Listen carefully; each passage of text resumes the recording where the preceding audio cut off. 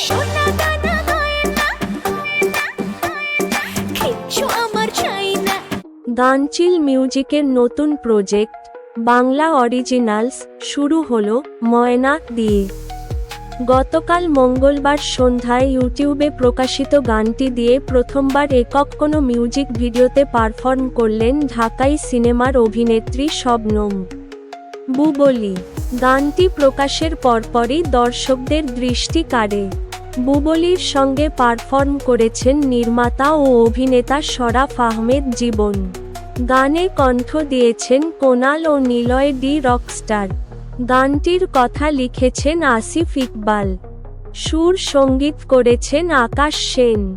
এক সংবাদ বিজ্ঞপ্তিতে এ তথ্য জানানো হয়েছে।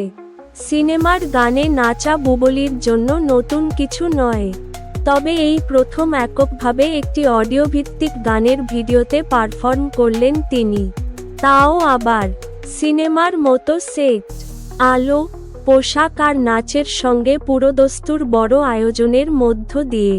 বুবলীর ভাষ্যে, এই গানটা শুনেই আমার ভেতরে নাচার তাগিদটা চলে আসে।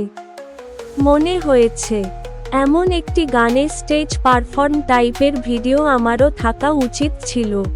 গানটি মুক্তির পর দর্শকদের ভালোবাসা আর উচ্ছ্বাস দেখে আমি সত্যিই মুগ্ধ।